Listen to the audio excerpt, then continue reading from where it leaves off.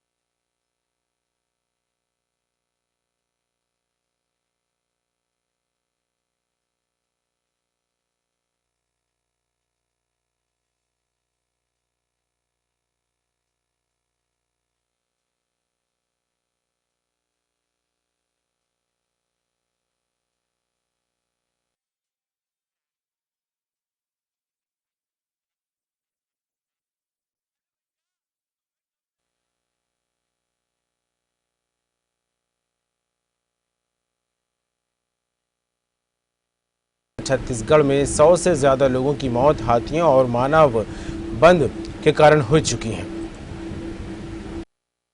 नहीं, कोई विरोधाभास नहीं है। लेमरू प्रोजेक्ट का 1995 वर्ग किलोमीटर का जो हाथी रिजर्व है, प्रेजेंटेशन कैबिनेट के सामने दिया गया, अंतिम फैसला होना बाकी है, इसलिए नोटिफिकेशन नहीं हुआ।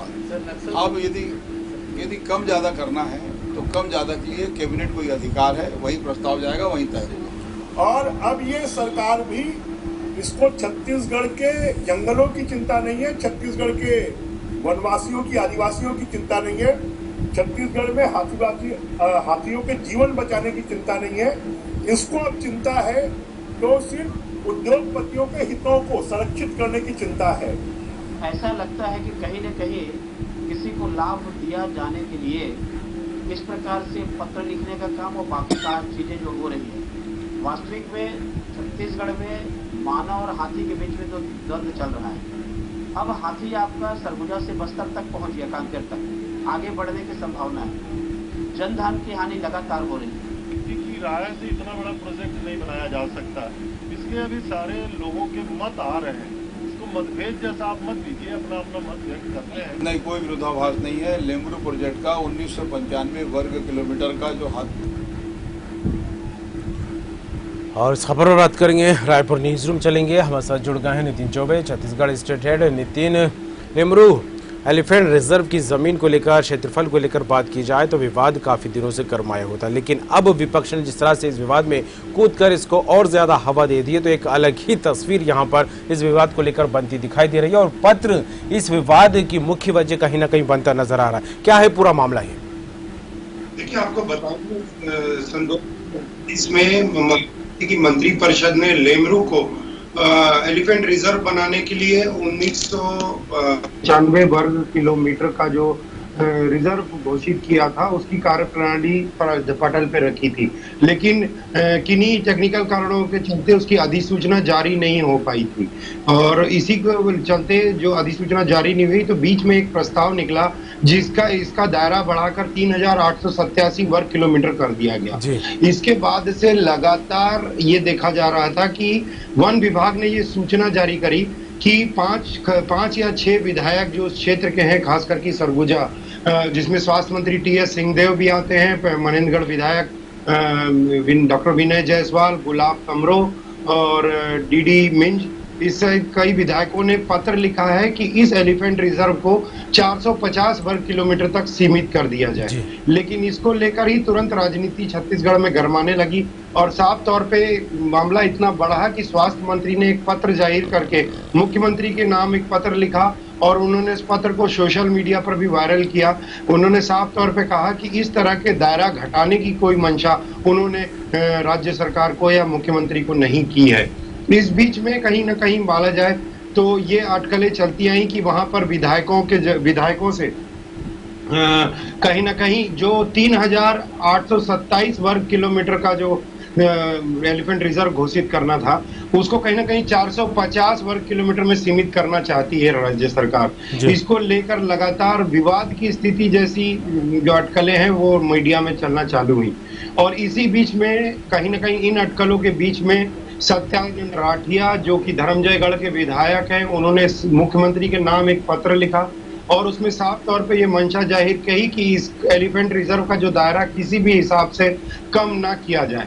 उन्होंने कई उदाहरण देते हुए कहा, आपको बताना चाहेंगे कमर की जो लेमरू एलिफेंट रिजर्व है वो खासकर की भाजपा शासन से लेकर अभी तक विवादों में और चर्चा में इसलिए बना रहा है कि इसके अंदर प्रचुर मात्रा में कोयला है। लेमरू के अंदर भाजपा शासन काल में जब इसका प्रयास किया गया था, इसको कोयले के लिए आवंटन का केंद्र सरकार द्वारा, तो उस समय कांग्रेस ने भी पुरजोर इसका विरोध किया था और आदिवासियों और वन्य प्राणियों के संरक्षण की बात इनने रखी थी।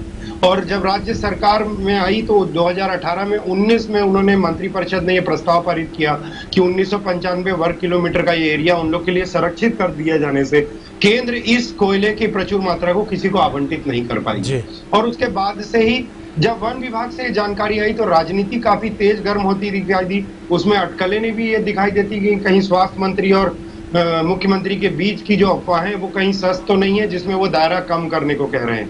इस बीच में विपक्ष को भी एक मौका मिला बोलने का और साफ तौर पे ब्रजमोहन अग्रवाल ने ये कहा कि जो राठिया ने पत्र लिखा है, सत्यानंद राठिया जो धर्मजयगढ़ के विधायक हैं, उन्होंने इन 5 विधायकों के जवाब में मुख्यमंत्री को एक पत्र लिखा जो कि हम अपने दर्शकों को दिखा सकते हैं। उन्होंने साफ तौर पे कहा कि किसी भी तरीके से जो एलिफेंट रिजर्व का जो दायरा है वो कम ना किया जाए, क्योंकि यहाँ आदमी और मानव का जो द्वंद्व है वो लगातार उसकी घटनाएं छत्तीसगढ़ में बढ़ रही हैं जी। इसका जो दायरा बढ़ाया गया है वो काफी कुछ उचित है। पहले इसमें केवल सरगुजा का क्षेत्र माना जाता था 1995 वर्ग किलोमीटर का, लेकिन चूंकि जब हाथियों की हलचल खासकर की कोरबा और रायगढ़ जिले से लेकर महासमुंद जिले तक बढ़ गई है, तो एलिफेंट रिजर्व का दायरा 3827 वर्ग किलोमीटर करना उचित है। और कांग्रेस ऐसा कोई भी काम नहीं करेगी जिससे कि मानव और हाथियों का द्वंद्व बढ़े और सीधे साधे आदिवासियों को एलिफेंट रिजर्व से विस्थापित होना पड़े। उन्होंने कुछ सुझाव भी उस पत्र में लिखे सत्यानंद राठिया ने कि अगर वन्य प्राणी संरक्षण अधिनियम धारा 36A का हवाला देते हुए रिजर्व किया जाता है तो इसमें कहीं से भी वहां रहने वाले आदिवासियों को विस्थापित नहीं करना पड़ेगा। ये साफ तौर पे ये कांग्रेस के जो आपसी पत्राचार है, ये द्वंद्व देखते हुए विपक्ष को एक मौका जरूर मिला है कमर इसमें। उसमें ब्रजमोहन अग्रवाल जो कृषि मंत्री है, उन्होंने साफ तौर पे कहा कि ये पत्र लिखा नहीं गया, लिखवाया गया है। उनका इशारा साफ तौर पे कांग्रेस के कहीं ना कहीं आंतरिक द्वंद्व को लेकर था और उनने ये कहा कि कांग्रेस अब कहीं ना कहीं सत्ता में आने के बाद आदिवासियों के हितों की संरक्षण तो नहीं कर रही है, वो उद्योगपति के हितों की संरक्षण कर रही है। ये उदाहरण ब्रजमोहन अग्रवाल ने इसलिए देना पड़ा क्योंकि जो लेमरू का जो आवंटन का जो प्लान केंद्र सरकार ने बनाया है कोयले खदान का, वो कर्नाटका पावर कॉर्पोरेशन को मिला है और वो काम सबलेट पे अडानी ग्रुप को गया है और कहीं ना कहीं कांग्रेस इसका पुरजोर विरोध करती आई है। और साफ तौर पे देखा जाए कि सत्यानंद राठिया ने ये कहा कि अगर वहां पर ये खदानें खुली तो वो ओपन कास्ट खदानें होंगी जिसमें कि वहां के स्थानीय लोगों को किसी तरह का रोजगार नहीं मिलेगा, क्योंकि ओपन कास्ट माइंस में हमेशा मशीनों से काम होता है और कोयला उत्खनन किया जाता है।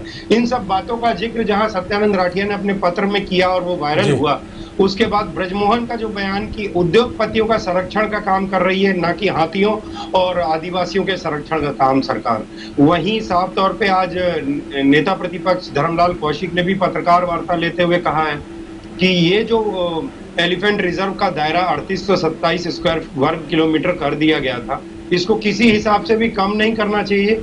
ये पत्राचार कहीं ना कहीं कुछ गलत इशारा करते हैं या कांग्रेस के आंतरिक द्वंद्व को देखते हैं, वहां पे विस्थापितों के भविष्य को देखते हुए और हाथी और मानव का जो द्वंद्व हमेशा से चलता आ रहा है। 100 से लोगों की ज्यादा जान जा चुकी है अभी तक हाथियों के उत्पात के कारण, चाहे वो महासमुंद जिला हो, रायगढ़ जिला हो, कोरबा हो या अन्य जिलों की बात करें।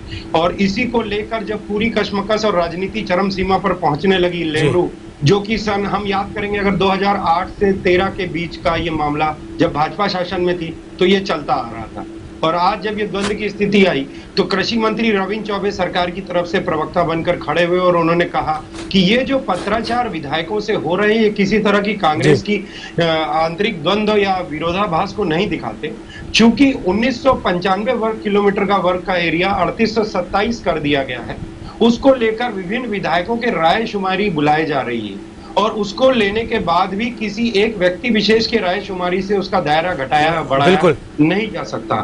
फाइनली वन विभाग ने सभी के पत्र आने के बाद ये जो कार्यप्रणाली का दायित्व मंत्री परिषद को सौंप दिया है और मंत्रिमंडल में कैबिनेट की बैठक में इस बात का फैसला लिया जाएगा कि लेमरू एलिफेंट रिजर्व किस हद तक या कितने दायरे तक बढ़ाया। बिल्कुल, मंत्रिपरिषद में इस प्रस्ताव को लाने की बात जरूर कही जा रही है। फैसला क्या होगा वक्त बताएगा जब कैबिनेट की बैठक होगी और इस पर क्या कुछ चर्चा होती है। लेकिन जिस तरह से नितिन हसदेव नदी के जल ग्रह क्षेत्र की लेकर बात की जाए या फिर जैव विविधता बचाने के नाम पर इसके विस्तार का प्रस्ताव बनाने को लेकर बात की जाए, और इसके अलावा जिस तरह से आपने भी जिक्र किया कि इस क्षेत्र में कोयले का भंडार है, तो क्या लगता है कोयले से क्या वाकई हाथियों को नुकसान है जो इस तरह के कदम उठाने की बात लगातार कही जा रही है, और जिस तरह से इसका उद्देश्य वन्य जीव संपदा की विविधता को बचाने को लेकर था, इनमें कितनी सच्चाई देखने को मिल रही है? देखिए, निश्चित तौर पे कमर हम पिछले सालों की कुछ घटनाओं पे जाएंगे जो हाथियों के आतंक से थी। पूर्व में छत्तीसगढ़ में जो खबरें आती थी वो केवल ऊपरी क्षेत्र, उत्तरी क्षेत्र की हम बात करें, मनेन्द्रगढ़, चिरमिरी या रायगढ़ के कुछ क्षेत्र या सरगुजा के कुछ क्षेत्र जहां हाथी उत्पात मचा के मानव जीवन को या गांव को प्रभावित करते थे। लेकिन अब हाथियों का दायरा इतना बढ़ गया कि वो बढ़ते बढ़ते नीचे ग्राउंड स्तर पे महासमुंद जिले से लेकर बालोद जिले तक पहुंच गया है। कारण साफ है कि मानव अपने स्वार्थ के लिए कहीं ना कहीं जो खनिज संपादन है वो निकालने का प्रयास करता है, जिससे वो डिस्टर्ब होते हैं और वो शहर की या गांव की तरफ पहुंचकर उत्पात मचाते हैं। ये एक मुख्य कारण हो सकता है और ये विवाद का भी कारण हाथी और जो मानव का द्वंद है वो कहीं ना कहीं आ सकता है। हाथियों का रिजर्व, अगर इस बात का जिक्र सत्यानंद राठिया, जिनके लेटर का मैं भी जिक्र कर रहा था, उन्होंने इस बात को किया है कि अगर लेमरू के अंदर काफी ज्यादा प्रचुर मात्रा में कोयला है तो उसकी सब्स्टिट्यूट छत्तीसगढ़ के पास कई सारे हैं। अगर कर्नाटका पावर कॉर्पोरेशन को किसी तरह के कोयला देने की बात है तो कर्नाटका पावर कॉर्पोरेशन का एक कोल आवंटन धर्मजयगढ़ ब्लॉक में ऑलरेडी है, जो कि लेमरू एलिफेंट रिजर्व से काफी दूर है और अलग है। उस आवंटन का वो प्रयोग कर्नाटका पावर कॉर्पोरेशन या अडानी ग्रुप कर सकता है। केवल कोयले को निकालने के लिए हाथियों के एलिफेंट रिजर्व के दायरे को घटाना, वहां आदिवासी जनजीव और उनकी जो जैव विविधता, जैसा आप जिक्र कर रहे थे, जो उनका कल्चर है, संस्कृति है, वो कहीं से खत्म ना हो जाए उनके विस्थापन में, इसका भी ध्यान पूर्ण रूप से रखा जाए। तो ये बिल्कुल बोला जा सकता है कि कहीं ना कहीं खनिज उगाने के चक्कर में हम, या खनिज संपदा को उगाही के चक्कर में, या आय या राज्य अपने आय के स्रोत बढ़ाने के चक्कर में कहीं मानव और हाथी का ये द्वंद वापस न बिगड़ जाए। क्योंकि अगर खनिज का उत्पादन चालू होगा तो निश्चित तौर पे हाथी फिर डिस्टर्ब होंगे और वो नए मुकाम तलाशेंगे अपनी जगह के लिए, और उसमें मानव और हाथी का द्वंद होना निश्चित है। कहीं ना कहीं मानव और हाथी का ये द्वंद बढ़ते बढ़ते राजनीतिक स्वरूप हो गया और ये भाजपा और कांग्रेस का अंदरूनी द्वंद के ऊपर में परिवर्तित होता हुआ नजर आ रहा है आजकल छत्तीसगढ़ की धरा। जी बिल्कुल, और जिस तरह से हाथी और मानवों के बीच जिस तरह से द्वंद का जिक्र आप लगातार कर रहे हैं, लेकिन एक तरफ जो चर्चाओं का विषय बना हुआ है इस पूरे मामले को लेकर वह विधायक का पत्र, और दूसरी तरफ देखा जाए राहुल गांधी और भूपेश बघेल ने भी विस्थापन और हाथी के हमलों से प्रस्तावित कुदमुरा गांव के लोगों को संरक्षण का भरोसा भी दिया था। लेकिन जिस तरह से विपक्ष की बात की जाए, खासकर की बीजेपी विधायक बृजमोहन अग्रवाल की सरकार का यूटर्न लेने की बात भी कहते नजर आ रहा है, तो किस तरह देखें इन तमाम बातों को? देखिए, निश्चित तौर पे विपक्ष को एक बड़ा मौका मिला है, क्योंकि 2013 के आसपास जब विधानसभा में, आखिरी विधानसभा में लेमरू को लेकर बात उठी थी तो खुद कांग्रेसी विधायकों ने इसका पुरजोर विरोध किया था।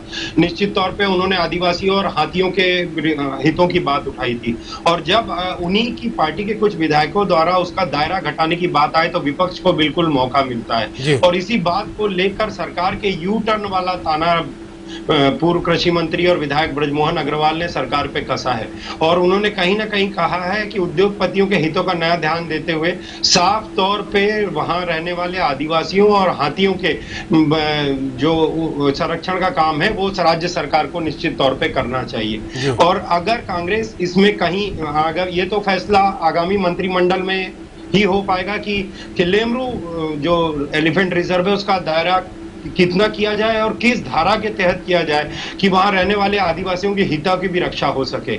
लेकिन ये निश्चित तौर पे बोला जा सकता है कि इतने वर्षों से चला जा रहा लेमरू एलिफेंट रिजर्व आज भी विवादों में एज इट इज पड़ा है। वहां के आदिवासी अभी भी संशय की स्थिति में हैं कि वो अपनी वन जैव विविधता को बचा पाएंगे या इस योजना के चलते उन्हें विस्थापन का बोझ झेलना पड़ेगा।